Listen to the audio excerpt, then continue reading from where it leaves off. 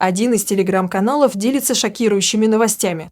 Сообщается, что в Министерстве образования рассматривались планы введения уроков узбекского и таджикского языков в школах, где половину или более учеников составляют дети мигрантов. Предполагается, что пилотный проект стартует в следующем учебном году. В министерстве считают, что первыми на такой шаг должны пойти московские школы. Также власти рассматривают вариант постройки школ для обмена. В таких школах будут учиться только дети мигрантов. На своих родных языках они будут изучать все школьные предметы, рассказал источник канала. Таким способом власти планируют устранить языковой барьер между учителями и учениками-мигрантами. В самом министерстве эти сведения пока не комментируют. Между тем, в Калининграде школьникам посоветовали учить узбекский язык, а кто не хочет, пусть ищет другую школу. Обо всем этом мы поговорим в нашем выпуске. Стоит отметить, что в школах, где учатся дети высших должностных лиц министерства, подобных трудностей нет.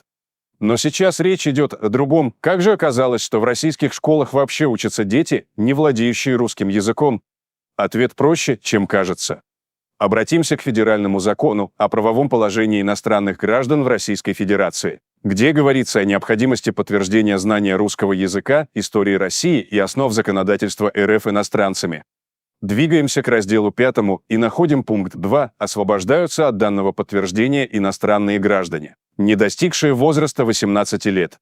Честно говоря, трудно понять, почему Россию наполняют сотнями тысяч детей-мигрантов, которые не имеют перед нашей страной никаких обязательств. До достижения 18 лет возраста молодого мужчины приезжий может безнаказанно посылать любого педагога или местного жителя.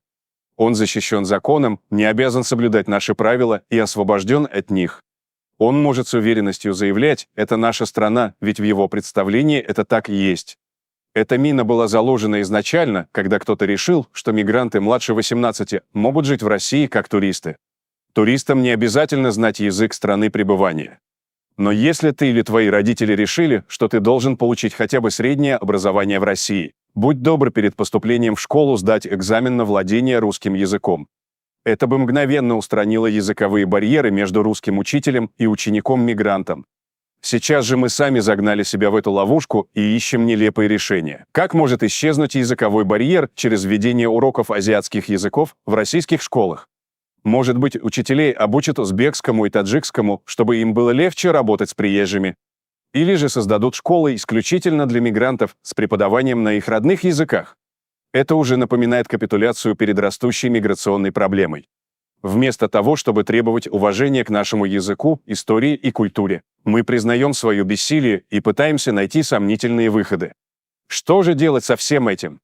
Когда мы были школьниками, никто особо нас не жалел. Не учишь, не знаешь, не хочешь знать, получай то, что заслужил. Сегодня же приезжими двоечниками почти ежедневно занимается Следственный комитет России. Недавний случай произошел в школе номер 7 города Калининграда. Родители местных учеников пожаловались директору на детей-мигрантов, которые не владеют русским языком и тем самым нарушают образовательный процесс. На что руководитель учебного заведения посоветовала самим родителям учить узбекский язык для правильной коммуникации. Подробнее этот случай разберем далее. Таким образом, логично исключить из Федерального закона о правовом положении иностранных граждан в Российской Федерации пункт, освобождающий несовершеннолетних иностранных граждан от подтверждения владения русским языком. Эту привилегию можно оставить только для детей до 6 лет. Однако в этот период родителям-мигрантам предстоит решить проблему подготовки своих детей к поступлению в российскую общеобразовательную школу. Перед началом 1 класса им нужно будет сдавать экзамен на знание русского языка и получать соответствующий сертификат. Давайте вспомним пункт из программы Бастрыкина, которую глава Следственного комитета направил в Государственную Думу еще в июне. Законодательно установить требования к владению русским языком для детей-мигрантов на уровне, необходимом для приема в образовательные учреждения. Теперь перенесемся в Калининградскую школу номер 7, где разгорелся скандал с первоклашками. Ситуация осложнилась тем, что за парты начального класса сели и дети мигрантов, совершенно не владеющие русским языком. Конфликт обострился после вмешательства директора школы Людмилы Вальвач, которая явно поддержала приезжих из ближнего зарубежья. Этих первоклашек ждала трудная судьба, их одноклассниками стали дети мигрантов, абсолютно не знающие русского языка. Это соседство не только затруднило учебный процесс, но и общение между учениками. Когда русские родители подняли вопрос о том, что иностранцы мешают обучению, началась настоящая травля. Директор школы Людмила Вальвач также высказалась по этому поводу, предложив возмущенным родителям два варианта: искать другую школу или учить узбекский язык. Такой неожиданный комментарий от руководителя российского учебного заведения никто не ожидал. Конечно, родители первоклашек-мигрантов остались довольны таким ультиматумом. В отличие от родителей других учеников, которые забили тревогу, их дети пришли в школу за знаниями, а не за конфликтами и травлей. Ситуация оказалась крайне сложной.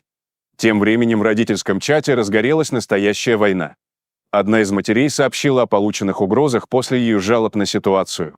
Вскоре ей начал звонить отец одного из первоклассников-мигрантов. Сначала он обвинял женщину в грубости, а затем перешел к ультиматумам, угрожая адвокатам и судебными разбирательствами в кабинете директора. В беседе с журналистами мать описала обстоятельства этой неприятной кабинетной беседы с Людмилой Вальвач, ранее предложившей искать другую школу или начать учить узбекский. Этот разговор явно выставил бы мать в невыгодном свете. Особенно учитывая, что образцовая директриса, о чем свидетельствуют характеристики на сайте Калининградского муниципалитета, однажды заявила, что наличие 6 мигрантов среди 19 первоклассников в классе – это отличный стимул для остальных учеников изучать узбекскую культуру. О русской же культуре, которая хотя бы на базовом уровне должна быть известна мигрантам и их детям, директор ничего не сказала. Как и умолчала о том, как дети иностранцев смогли поступить в русскую школу. Стоит отметить, что дети мигрантов – не единственная проблема этой школы. Во время развития скандала стало известно о нерабочих туалетах, невкусной еде в столовой и охраннике, который каждое утро включает этническую музыку неславянского происхождения на всю мощность. Видимо, так он поднимает настроение целевой аудитории школы.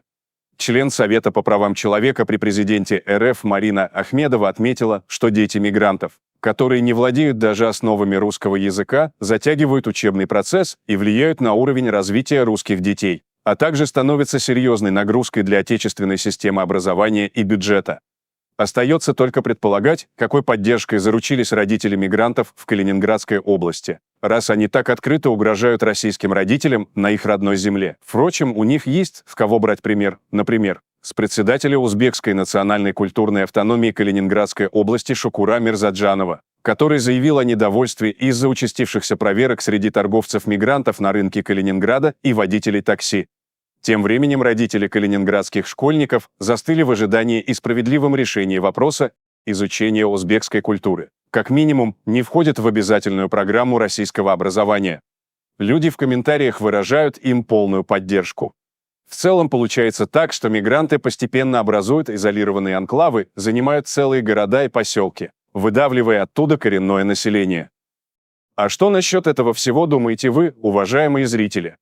Делитесь своим мнением в комментариях и не забудьте подписаться на канал, если вы этого все еще не сделали. Всем добра, всем пока!